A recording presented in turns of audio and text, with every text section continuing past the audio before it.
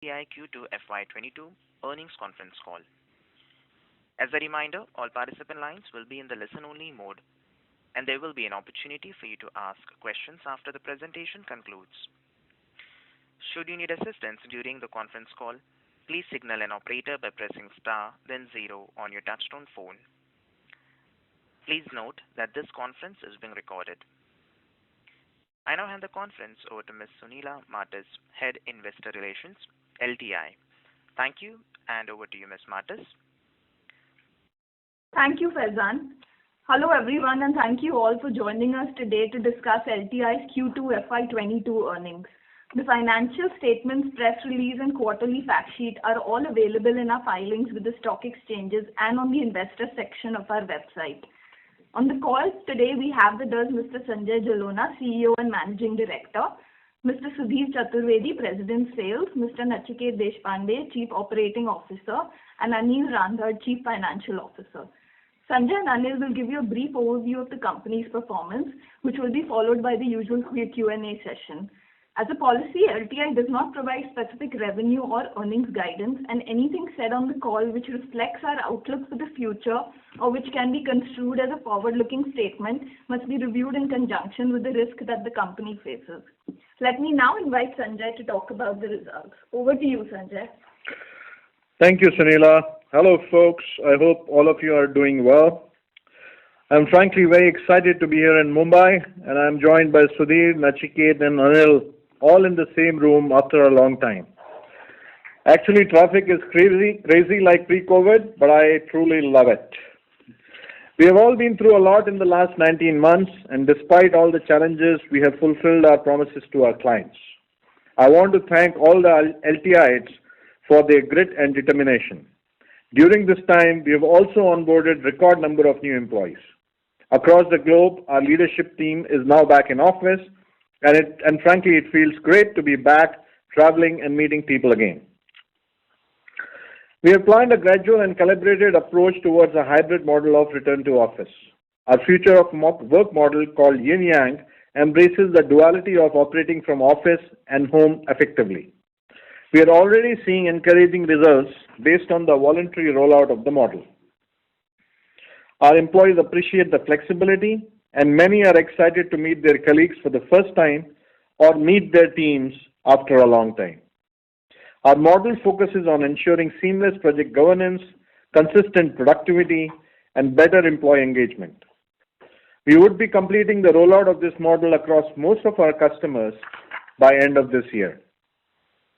Moving to our results, we recorded our best ever sequential growth performance of 8.9 in constant currency. In reported number, this translates to 8.3% quarter-on-quarter and 25.8% growth on a year-on-year basis. With revenues of 509 million, our quarterly annualized revenue crossed the 2 billion mark. We crossed our first $1 billion in FY18, and we have had great fun over the last 4 years as we added another $1 billion to our top line. Our quarterly growth is holistic across verticals, service lines, client buckets, and geographies. I want to call out some highlights for the quarter. Our largest vertical, BFS, grew 36.8% year-on-year, and high-tech and media and entertainment grew by 48.5%, while the others, which include some of our marquee clients in services sector, grew 38.5%, 4% year-on-year basis. All our service lines grew at or above 20% Y-on-Y, with solid 40% plus year-on-year growth in analytics, AI and cognitive, and enterprise integration and mobility service lines. We added 25 new logos during the quarter. We opened a new logo in Europe with a TCV of $30 million for a 5-year deal. The other hallmark of our solid Q2 was the consistent upward movement across client buckets. We added one client in $50 million, 3 in $20 million, 5 each in 10 and 5 million buckets as well. Folks, the superior performance that you see is due to broad-based demand that we are seeing in the market. Let me talk a little bit about what I mean by broad-based demand and why do I think this trend is likely to sustain in the coming years. There are three key drivers of this secular growth. Firstly, clients today are working on new business models and want partners who can co-create with them and deliver at speed. This demand is coming primarily from discretionary spends on projects that are driving business transformation. The transformation of this scale happens once in a century. We call it the Great Restructuring. The Great Restructuring is comprehensive, and every enterprise must adapt or cede its position. For example, I was talking to an automotive client. Today they must think of not only new cars, new technologies, new factories, but also new ecosystem partners like battery manufacturers, supporting infrastructure, new sales and marketing, and services distribution channels as well. This is required because OEMs need to reimagine the supply chain and channels to offset the high cost of batteries that make EV automobiles expensive. This means either building a new technology stack or revamping your existing stack. Similar transformations are happening across all industries. Clients no longer call these parts of business transformation spends as programs, but these are journeys that they have embarked on to fight and win in the new normal. These journeys comprise of multiple small-sized projects that are continuous in nature, and we are very proud to be part of several such transformation journeys. The second key driver is the new spend areas. Changing customer expectations or new technologies are no longer the only variable driving demand, but we are seeing emergence of new areas of spend. For example, ESG has started playing a key role in business decisions and strategy. Cloud security is also seeing a lot of new opportunities. In these and many more emerging segments, we have barely scratched the surface, and there is a long runway for growth. The third driver, let's touch upon that. While we have been focused on the demand side drivers, there is a fundamental shift that we are experiencing on the supply side as well. It is not only tech companies hiring the tech talent, but companies across sectors, including NGOs, are tapping the same talent pool. There are 10.5 million jobs opening in the US, but only 7.7 million unemployed people. The data represents the ongoing trends of employees voluntarily leaving their jobs post-COVID. The pandemic gave workers more free time to think about their careers, explore entrepreneurship, and save more money, leading many to realize their current jobs were not fulfilling.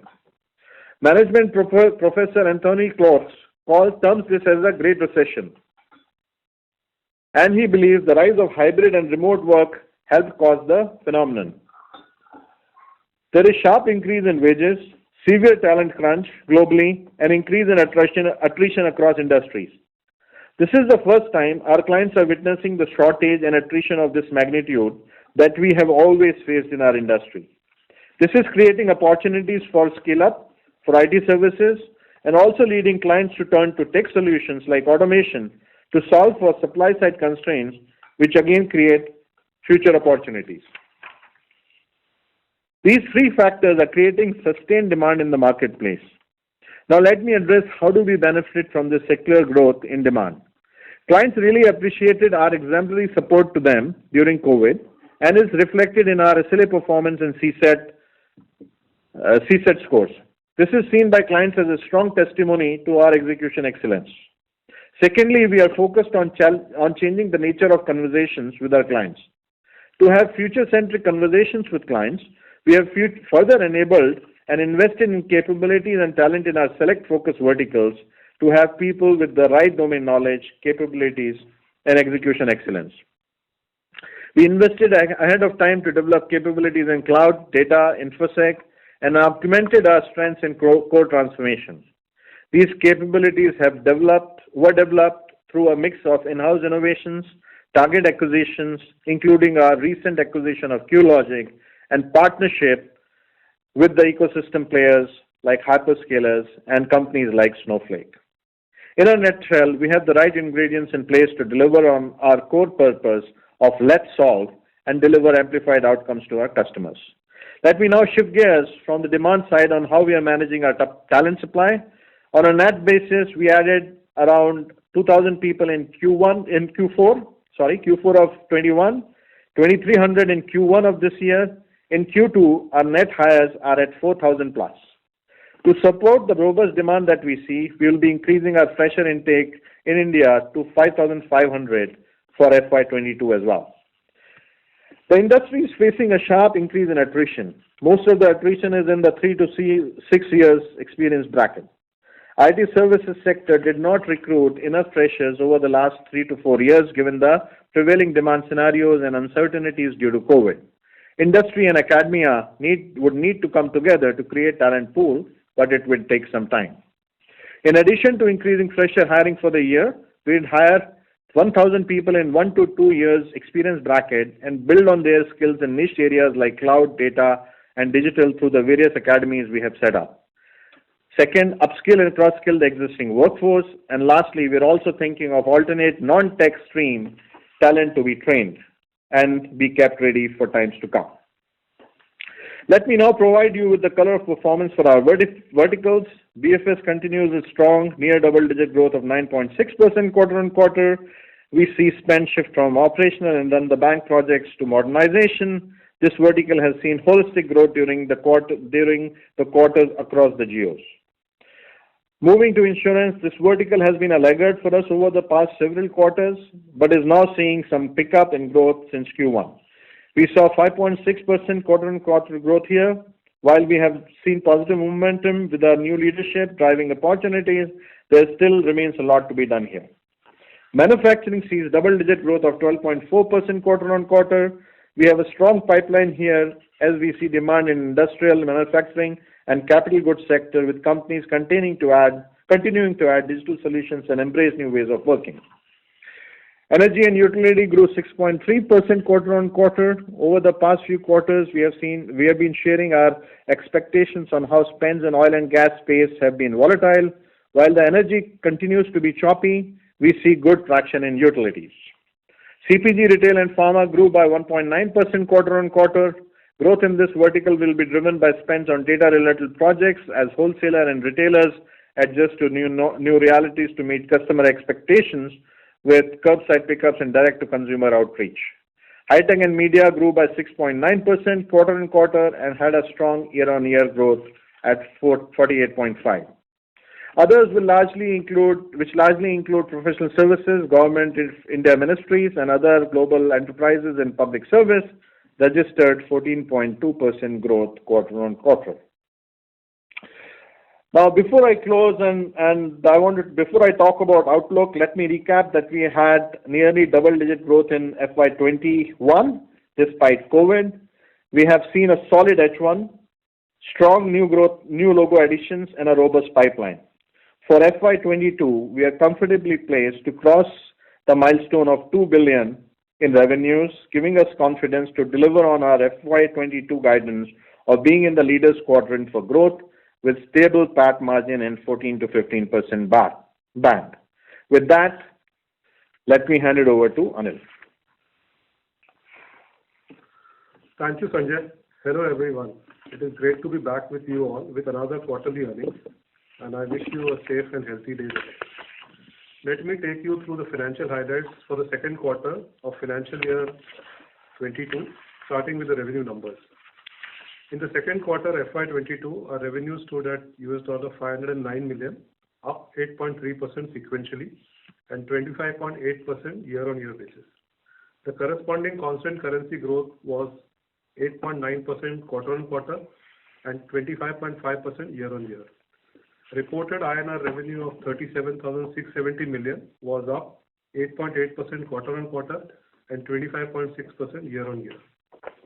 Now coming to profitability, EBIT for the quarter was rupees 6,482 million, translating into an operating margin of 17.2% as compared with 16.4% in the previous quarter. The margin walk is as follows. 70 basis points of SG&A leverage was offset by 70 basis margin drop due to utilization. Tailwinds from effort mix and higher working days were partially offset by higher employee cost. Reported profit after tax was rupees 5,517 million this quarter, which translated into a PAT margin of 14.6%, compared with 14.3% in Q1. We remain comfortable with our guided margin band of 14 to 15% for FY22. In employee metrics, moving to people front, utilization without trainees was at 83.7% as compared to 84.1% last quarter, and utilization including trainees was at 81.6% versus 83.7% in Q1. We continue to strengthen our workforce, and during Q2, we added 4,084 people on a net basis. The total manpower stood at 42,382, of which our production associates were at 95.3%. In this quarter, attrition is 19.6% versus 15.2% last quarter on an LTM basis. On Forex and hedge book, our cash flow hedge book stood at $1,586 million as of 30th September 2021 versus $1,403 million as of 30th June 21. While the on-balance sheet hedges stood at $88 million versus $77 million last quarter. Moving on to DSO, in Q2, the billed DSO stood at 61 days compared to 60 days in the last quarter. The DSO, including unbilled, was at 98 days, unchanged quarter on quarter. For the quarter, the net cash flow from operation was at rupees 5,041 million, which was at 91.3% conversion of the net income. At the end of the quarter, cash and liquid investments stood at rupees 38,403 million as compared to rupees 43,314 million last quarter. The effective tax rate for the quarter was 25.6%. The Board of Directors at the meeting held earlier today have declared an interim dividend of rupees 15 per equity share. Earnings per share for the quarter stood at rupees 31.5 as compared to rupees 28.4 in Q1. Diluted earnings per share was rupees 31.4 versus rupees 28.3 last quarter. Before I end my presentation, I wanted to highlight that we have published our 5th sustainability report for FY21 during the quarter. This year's report details LTI's approach of solving responsibility all through the pandemic. This approach enabled us not only limit the extent of disruption in our operations, but also support the communities we operate in. With that, I would like to open the floor for questions. Thank you very much. We will now begin the question and answer session. Anyone who wishes to ask a question may press star and 1 on their touchtone telephone. If you wish to remove yourself from the question queue, you may press star and 2. Participants are requested to use handsets while asking a question. Ladies and gentlemen, we will wait for a moment while the question queue assembles. Reminder to the participants, anyone who wishes to ask a question may press star and 1 at this time. The first question is from the line of Sandeep Agarwal from Edelweiss. Please go ahead. Hey, Sandeep. Sandeep, your line is very unclear, man. Can you hear me now, please? Yes. So, good evening. Thanks for taking my question and congrats to your whole team, Sanjay, for delivering. Sandeep, cannot understand you at all. Can you go away from the mic a little bit? I have a very bad throat. I'm still trying once again. Okay. Hello. Yeah, speak. Mr. Agarwal, we are not able to hear you, sir. Request you to please rejoin the question queue. Thank you. The next question is from the line of Vibhor Singhal from Phillip Capital. Please go ahead. Yeah. Good evening, sir. Thanks for taking my question and congrats on a great set of performance once again. Just a couple of questions from my side, sir. So one is on the manufacturing side. Just wanted to pick your brains. What is the kind of growth that we are seeing in which kind of verticals? Is it led by, let's say, some revival in the auto segment or some other division? And how sustainable and how strong growth momentum do you perceive this to be in the next couple of quarters? And a second question from my side is on the European geography. Basically, Europe seems to be slightly softer than, let's say, how the US market is shaping up. Of course, on a Y-on-Y basis, it's quite strong. But after that, of course, we saw a sharp fall there as well. So how do you see the deal flow momentum, especially from that geography? And any color on which vertical is the growth momentum stronger in Europe would be really helpful. Sudhir, can I request you to answer that? Sure. Thanks, Vibhor. So on manufacturing, actually, we are seeing growth across all sectors. So auto, especially industrial manufacturing, as you can imagine, what is happening in both all of the manufacturing sectors is two key trends. One is, or in fact, three key trends. One is core digitization. So we are seeing significant traction in the ERP economy, as people look to digitize the core. The second is in the data side of the house. There is significant work happening as manufacturing clients look to leverage, the data that traditionally existed in ERP system now, being leveraged across all parts of their enterprise for real-time decision making. And the third is, all the combinations of the business model change, right? So whether it's direct to customer. So for example, manufacturing clients investing in warehouse management in a very significant way in order to deliver products direct to customer, right? Or investing in e-commerce capabilities, or investing in real-time supply chains. So that's why we are seeing broad-based growth in manufacturing across. Now coming to Europe, so Europe grew for us 25.7% on a year-on-year basis. So that's in fact the strongest growth that we've seen in a while in the region. So I know you're probably comparing the QOQ number, which is 5.1%, but I think there are good portents to Europe. Remember, we had a bit of constant currency, on constant currency basis, the European growth would have been a bit higher. But we see good traction in Europe, and in fact, as Sanjay announced, we also had a large deal win in Europe. So, I think we'll continue to see that. And in Europe, the main traction is more in, let's say, retail and other B2C segments, or is it across B2B as well? So across all verticals. BFS plus other verticals, yes. Across verticals, yeah, that's correct. Broad-based. Got it. If I could just squeeze in one more question, Sanjay. Just wanted to get an idea on the supply side challenges that we're facing. I think it's just not us. I think the entire industry is facing that right now. The attrition has picked up for everybody across the board, and we're hearing of course, the very strong salary hikes and the challenges that we're facing. So, given the steps that you have taken in terms of more fresher hiring of 1 to 3 years bracket kind of people that you're looking at, how longer do you believe these challenges could sustain? Could this be a 2 to 4 quarter phenomenon, or do you believe the supply or the reskilling of these employees is going to take longer time? When could we see maybe, let's say, the attrition coming back to those earlier normalized rates, or the supply side challenges probably being much, at least slightly lower than what they are today? Vibhor, I wish I could answer this question as clearly as you have asked it.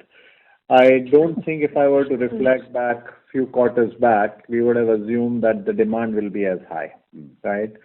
And it's just a matter of demand versus supply. In absence of the demand, we never actually even thought in the same vein that we would be hiring 4,000 net people, with attrition spiking up the way it has done.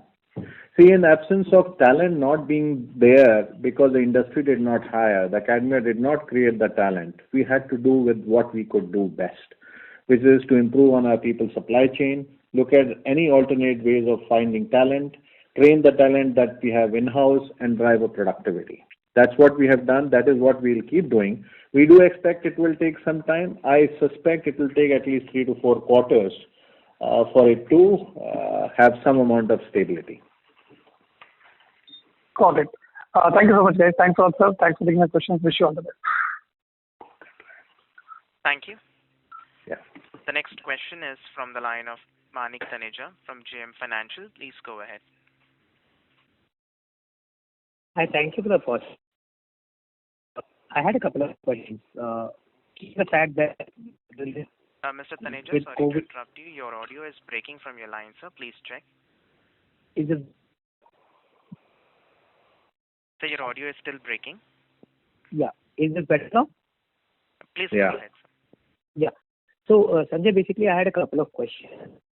Is that while in the aftermath of COVID, we have acceptance and reliance on global delivery, and that is evident both from an shift in effort mix as well as revenue mix, and this is true both for you as well as the industry.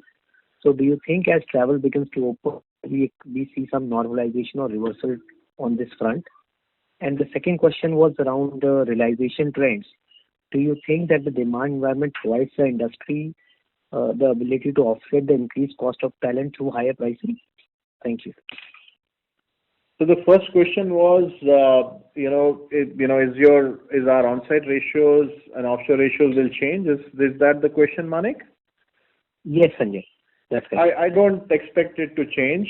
Given the three things that we talked about, the demand is very high. The attrition that we are used to, clients are facing it for the first time in double-digit numbers. And frankly, they are looking up to their partners who have traditionally faced these kinds of attrition to actually help them scale and solve their problems and make them available in the marketplace, make them be competitive in the marketplace. And in addition to that, with talent not being available, we need to automate a lot of tasks that labor is not available for. So that is also creating opportunities for us. And I don't think in the short run it will change at all. What was the second question? Second question was on the realization trends. Do you think realization trends with high demand? Right. Yes. Right. So Manik, I think we are seeing increased rates in pockets. But I think as we keep telling you, you look at us as a growth company. This is once in a lifetime opportunity. We are looking at capturing as much growth and be the growth leaders, and at the same time drive up productivity as well as the rate realization in times.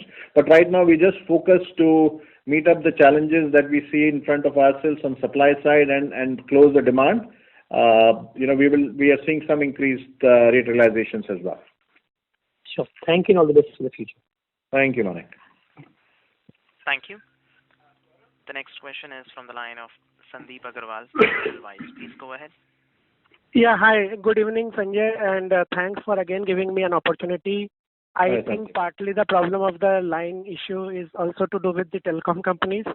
But congrats on a great set of execution, and you have been punching us analysts like Mike Tyson every quarter by beating the most aggressive estimates. But I love those punches, and I am happy to take them as long as you guys don't believe us. That's the problem, Sandeep. Start believing us. No, I am the biggest believer. You can check my notes of last 2 years, and you will believe what I am saying. But yes, I will ask only one question, Sanjay, and it is a very simple question. I will not ask you any difficult question.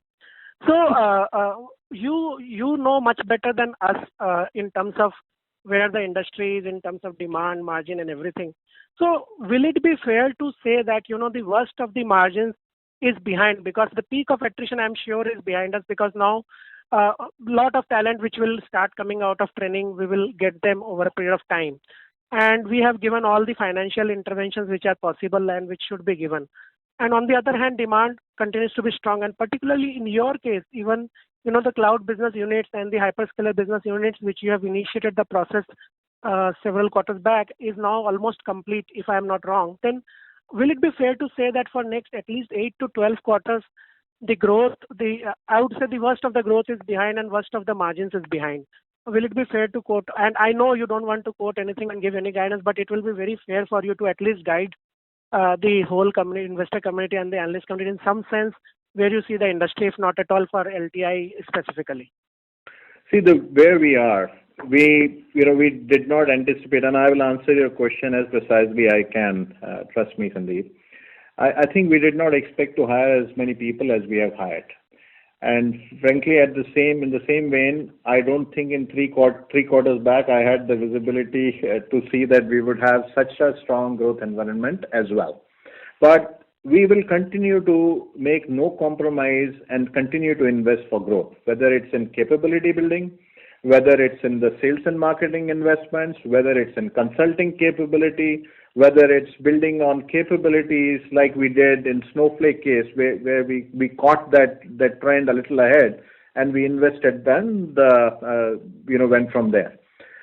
As for, I can't talk about the rest of the industry, but there's only one guidance that I gave, which is on the stable margin between 14 to 15%. At least in my watch right now, we are not looking at changing that at all. And on the revenue front, any direction you would like to give? Because on the margin, you have basically said no answer. Yeah. So in the growth term, if I could find more people, Sandeep, if you have a way to produce more people, please let me know. We will hire more people. Thanks a lot. And best of luck for the current quarter as well. Thank you, Sandeep. Thank you. The next question is from the line of Sulabh Govila from Morgan Stanley. Please go ahead. Yeah, hi. Thanks for the opportunity and congrats on a very good set of results. So I had a couple of questions. One is on the deal construct that is there in the market today. So historically, large deals have acted as one of the key drivers for the industry growth and for LTI as well. However, in the recent times, there is shift in terms of smaller size deals that have been closing, which are part of the larger engagement that you are witnessing. So in this context, how do we get a better handle on visibility on growth over the coming quarters? Is there some data point on the overall TCV, et cetera, or would you say that the visibility over the year has become less than normal and less than usual? Sulabh, there are large deals, and we announced one deal. I hoped and wished that we could have announced more, but there is enough pipeline and more will happen in times to come.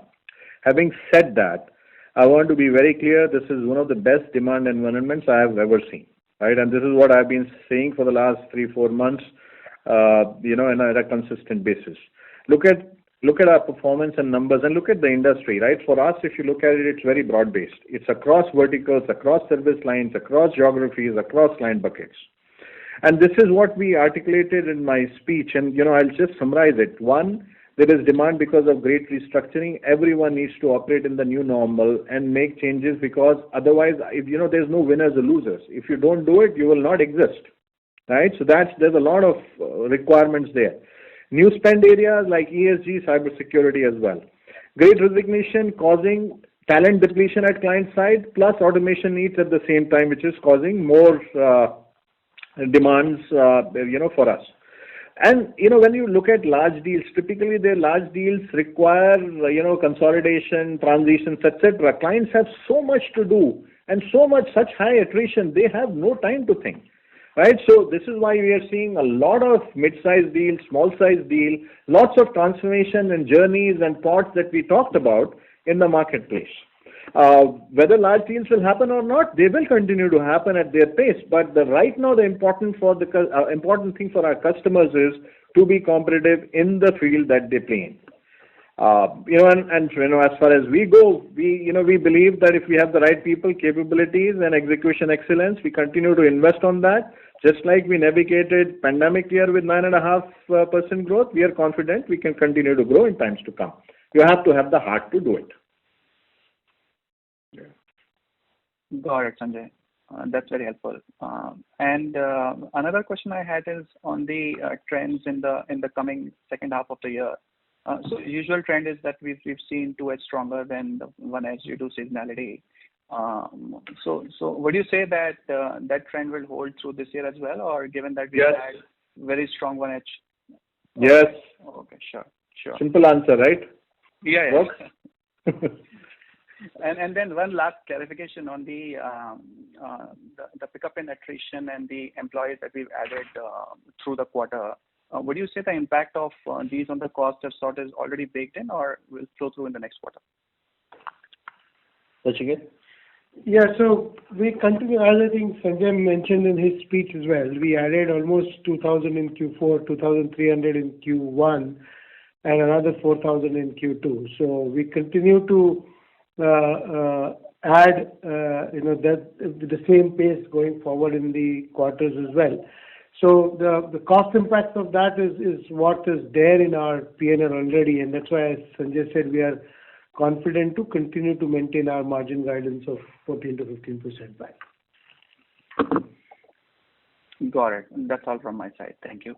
Thanks, Sulabh. Good luck to you. Thank you. The next question is from the line of Sudhir from ICICI Securities. Please go ahead. Hi.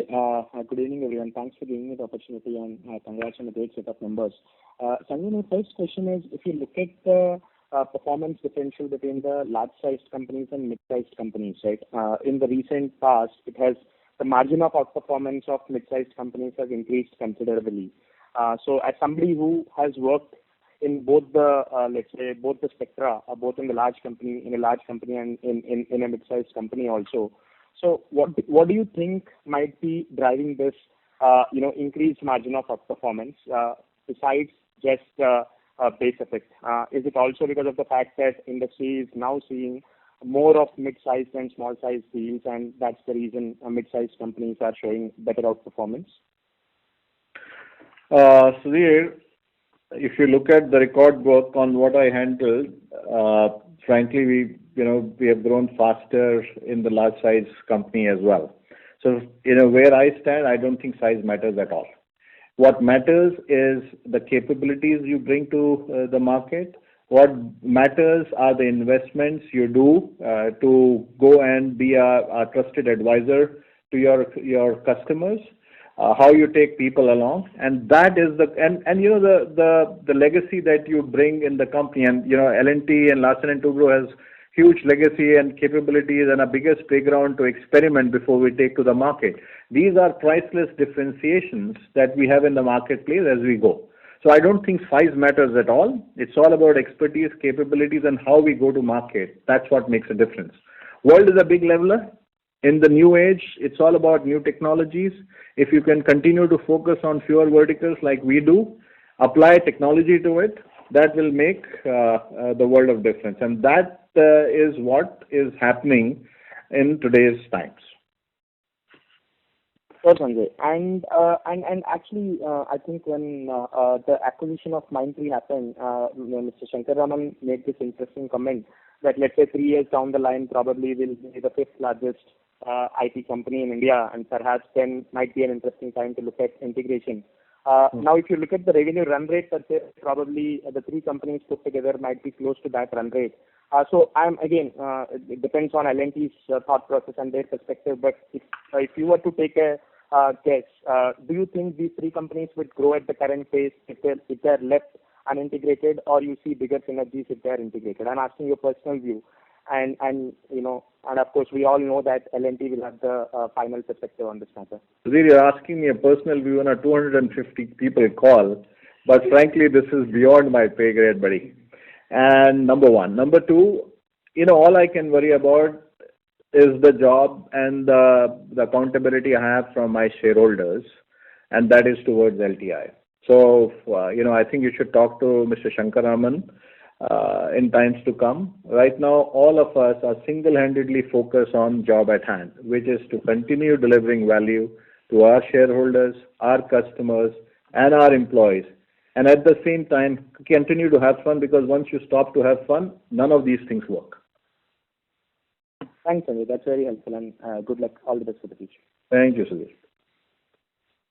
Thank you. The next question is from the line of Mayur Patel from IIFL AMC. Please go ahead. Hi, Sanjay. First of all, congratulations for a very impressive set of numbers. Just two simple questions. First, in the previous quarter's conference call, I asked you whether this demand momentum is transitory or you think it's long-term, and you mentioned that looks like at least a 3-year kind of medium-term demand strength in the cycle. So with this current commentary, I assume that becomes, is more reassuring, thought around the medium-term strength of the cycle. Is it fair? Absolutely right, Mayur. I can't see beyond 3 years. I was always told my eyesight is poor on the long distance. I was always told how far I can see. So 3 years, all I can see. Yes, the demand will continue to be good for 3 years, at least where we stand today. Sure. And this result and what market is showing is a testimony to that. Sure. Just one more small question. On the pricing front, we discussed about the demand scenario, supply side. Any resilience are you seeing on the pricing front also to pass on this, supply side, whatever pressure every company is having? Are you seeing the clients opening up to absorb some price hike? I think we are seeing, Mayur, in pockets there is an opportunity, but there are long-standing contracts, etc. And today we are frankly heads down in solving, outcomes for our customers, solving the problems that they have, and capture the growth. And but definitely pricing pressures are not there like they used to be there. But this is also an opportunity, and we need to think on how we can improve the pricing. But right now we are still continuing, as we have always said, to be a growth company and look at how can we capture the growth and in this lifetime of an opportunity. Sure. Sanjay, thanks for taking my questions and all the best to join the queue. Thank you, Madam. Thank you. The next question is from the line of Mukul Garg from Motilal Oswal Financial Services. Please go ahead. Hey, thanks. Hey, Sanjay. Sanjay, couple of clarification questions. First, if you look at the last 1.5 years since pandemic started, there is a continuous shift of revenues towards offshore from on-site. Initially, the expectations was that this will be more of a near-term knee-jerk reaction, but you guys continue to shift more and more things offshore. Now, while you have delivered very strong top-line growth, this is adding a little bit of a deflationary element to your revenue because offshore effort usually is less rewarding than on-site. By when do you think this will stabilize and so that we can actually get apples to apples revenue number growth number for LTI? Mukul, frankly, I don't know what a stable thing means anymore. What we have seen is that, if you experiment, invest ahead, you can actually execute the new age programs actually 100% from offshore. And, there was a time when they talked about Indian industry not doing well because we didn't know how to execute on pods and, teams working together in an agile DevOps manner. But today we see all of that, those myths go away and able to see scalability come in a defined manner. And this is what is going to continue to there. And today, when you go in a COVID, this is the first realization that everyone has because everyone is either on-site or offshore, right? Everyone is working from it doesn't really matter. And this way, you have today global talent access. You're taking the work to people instead of people to work. And that is what has actually happened. I don't know whether, it's the end, what is the stable. It can still go down in my view, given the way demand is, given the way attrition is, even for our customers, right? Customers are not able to hire people. Customers also are losing people in double-digit numbers. And, thankfully for India, we still have the ability to churn out a lot of good quality talent. If we can find some, we will continue to see more offshore movements in some time at least. Sure. No, I think that's quite helpful. The other question, and again, I don't want to nitpick, but your cloud infra and security business was a bit modest in terms of quarter. You're nitpicking while saying not nitpicking, Mukul, but I'll tell you, why don't you answer that? This is only the infra business. Yeah, so Mukul, that is only the infra part of the cloud that gets reported under that. But cloud, as you can imagine, is across many service lines. And if we combine the application modernization, cloud engineering work, as well as the ERP on cloud and data on cloud that we see, it has been actually a growth driver for us in this quarter as well and continues to grow better than the company average. Okay. No, that's clear. I thought the cloud is supposed to be the superstar right now, so I thought I'll just clarify that. Thank you. It is. It's actually about time we got to also relook at how we reported and we are looking at it. So hopefully we'll come back to you with a better classification going forward. Understood. Thank you. Thank you, man. Thank you. The next question is from the line of Rishi Jhunjhunwala from IIFL. Please go ahead. Yeah, thank you for the opportunity. Just a couple of questions. So firstly on deals, right? So Sanjay, you mentioned about how broad-based the overall growth environment is looking like, or demand environment is looking like.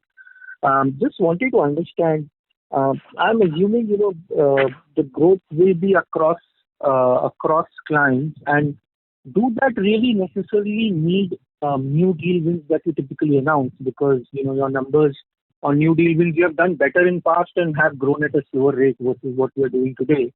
A high growth rate or a sector leading growth rate, is it dependent on new deal wins in the current environment, or you can still continue to do it without a large number of new wins? I think revenue is a revenue and revenue is a revenue, Rishi. Frankly, we have always talked about 4 levers, right? growth accounts, invest accounts, new account openings, large deals, right? And today, when customers are worried about whether their companies can actually compete in the open market, consolidation deals, which are typically cost side, they are low priority items, right? So I think, and it's not to say the large deals are not there. We also announced one large deal, and we are participating in a whole ton of them. We'll see you in December and tell you exact TCV of large deals. Sudhir will tell about, that's why you come to that event. We will tell you about large deals that we are chasing as well. But on nothing, you cannot grow on, the resilience of a company comes when you grow on all verticals. Resilience of a company happens when you grow on all four of those levers. But today, where we are, the way customers are spending, I think we are able to see a broad-based growth in their journeys that they are taking towards dealing in the great restructuring. Yeah. So Sanjay, if I were just to add, right, folks, as you see, there is the demand environment. But I think if you reflect on what we have been able to do, even during the last, not just the last, 6 months in this financial year, but even the 3 quarters in the COVID year, is the ability to navigate real-time demand. So today's world is built on speed. The clients are looking to do things at speed. Speed is the biggest differentiator right now, and that's what's driving a lot of these transformation journeys.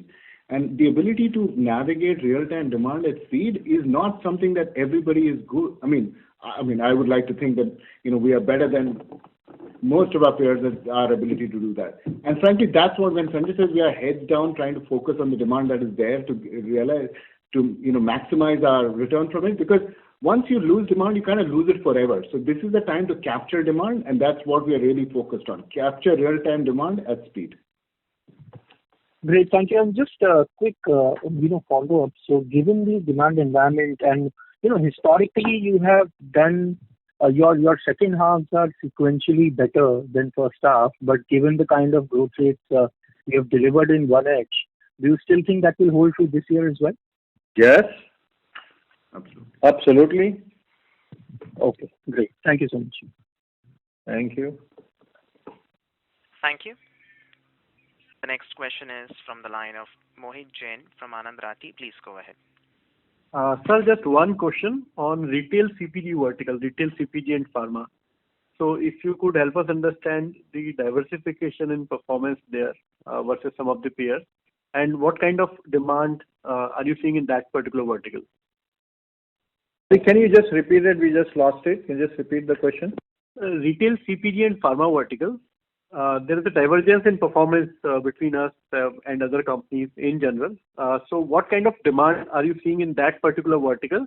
And is it more geography specific, or do you think that vertical is also picking up slowly?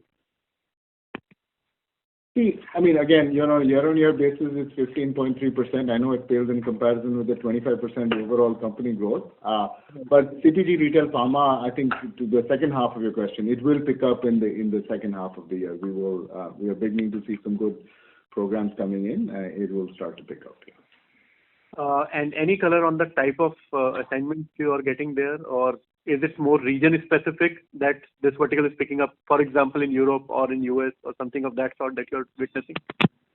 For us, it's picking up primarily in the US, and it's on the back of, in fact, we're actually seeing some decent broad-based demand across cloud, across security, and across ERP, these 3 specific areas, which are the large spend areas in CPG, retail, pharma. Okay, that's all, sir. Thank you. Oh, sorry, and obviously data underpins all of this. So in fact, Sanjay has been personally involved in multiple data conversations with some of our CPG and life sciences clients as they look, as I said, their data foundations were typically within the ERP. As they look to take it out of those systems to create, the real-time visibility of not just their operations, but also and their supply chain, but also their entire demand environment, their own customer demand environment. That's a whole new area of spend. Right, understood. Thank you. Thank you. The next question is from the line of Dipesh Mehta from Emkay Global. Please go ahead. Yeah, thanks for the opportunity. Most of the question has been answered. Just one last question. Can you provide some update about the data product business, I think, which is one of the focus area for us? Last time you indicated about separate sales team, pre-sales team, and development investment which we are making. So if you can provide some update on that business. Sure.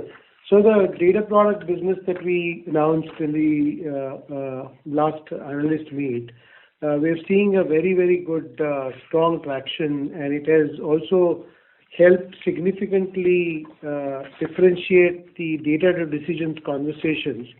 And, frankly, for the Fortune 50 clients that we have. And those conversations have really significantly changed the positioning of LTI in the data space, how those customers looked at what we can help them transform. And that an effect of that you see in the kind of analytics and data growth that we have seen Q-on-Q and Y-on-Y this quarter. And we're very confident about how it is materially helping us shift the conversations with our client. And, it continues to accelerate, and it continues to excite us as we... And with that, we will also continue to invest in building those capabilities, because that has materially changed the data profile of our data business with Fortune 500 customers. Thanks. And any cross service index kind of thing, let's say how many clients we have already onboarded for data product kind of business? We don't separate it that way today. To be honest, it's part of our overall data offering. So, and it continues to be very strong across all of our customer base. Understand. Thank you. Thank you. The next question is from the line of Sandeep Shah from Equirus Securities. Please go ahead. Yeah, thanks for the opportunity, and congratulations, Sanjay and the team, for a strong execution all round. Thank you. Just one question, which I ask you as an expert on the industry, and it's about industry rather than the LTI in specific. So you are saying the 3-year visibility because of the stronger demand is very healthy for the industry. So I just wanted to understand whether the momentum of growth which we are witnessing in CY22 or CY21 and FY22, will it sustain for the industry? Because I think when we look at the earnings growth of the corporate clients which we address, is looking to come down in CY 2022 as a whole versus CY 21, which had a benefit of no budget spend in CY 20 as a whole. So do you believe the kind of demand, the nature of the demand is such that the correlation of the IT spend release versus the client's corporate earnings growth will no longer be valid even beyond FY22 as a whole? Or do you believe, no, the growth momentum may remain healthy, but there could be some deceleration in the growth momentum, but it may continue to remain better than pre-COVID levels? Sandeep, what we see today is demand, tech spend will continue. Look at Gartner predictions, and it's a good reflection of what they expect the market to spend.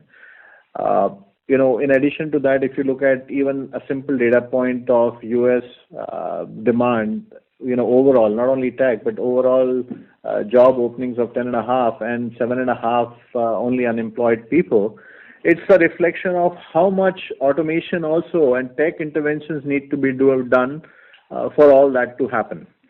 So where I stand today, I can only talk about the conversations that we have with our customers, the demand we are seeing. I wish we had ability to service our customers in, even more than what we can. But I think in a sustained way, this demand is better than what we have seen for a long time. Okay.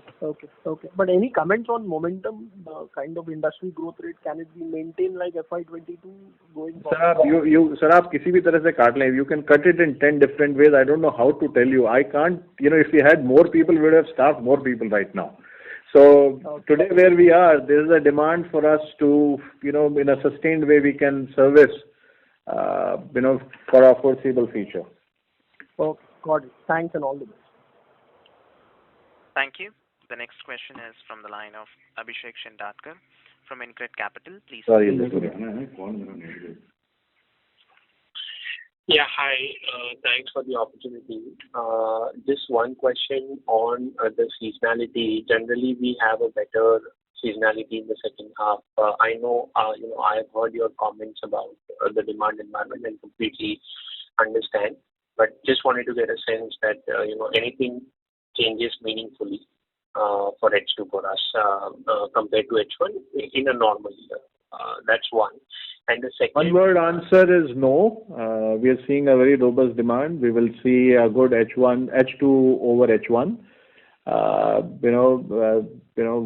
Good number of deals, good number of, good growth across the sectors that we are continuing to see. Okay, next question, Abhishek. Yeah. So the second question, Sanjay, is wanted to understand that, it seems like, currently clients are also creating redundancies in terms of technology, building new and continuing with the old. So should we read that, that is creating a more sustainable cycle right now, and maybe that is what is one of the reasons that you're saying a 3-year vision of, strong demand? Are we interpreting it right, or maybe, that's not the right way to look at it? Yeah, I can't see beyond 3 years, to be very honest, Abhishek. There is enough demand that we have today. Clients, everyone is looking at new technologies and effectively use that technology, say in data, to figure out how to, shrink the time from data to decisions, or how to use ERP modernization to solve for new normal, how to go to customers directly for B2B industries. And that's not a trend that I see it coming down in the short term. So these transformation journeys is all across the industries. It's all across all the processes of the company, and they will continue across industries. At least where we stand today, that's what we see. Thank you for taking my question, and best wishes for 20. Thank you, Abhishek. Thank you. Ladies and gentlemen, that was the last question for today. I now hand the conference over to Mr. Sanjay Jalona for closing comments. Thank you, folks. It's great, as I said, to be in Mumbai. It's great to be traveling, and lovely to be speaking to you again. Thank you for your time and following the company so closely. We are hosting our annual Analyst Day on 9th of December. My entire team, and I look forward to seeing you then. Till we see you or talk to you again, we hope that you and your loved ones continue to stay safe and healthy. Take care. God bless. Bye-bye. Thank you. Ladies and gentlemen, on behalf of LTI, that concludes this conference. Thank you for joining us, and you may now disconnect your lines. Playback is complete.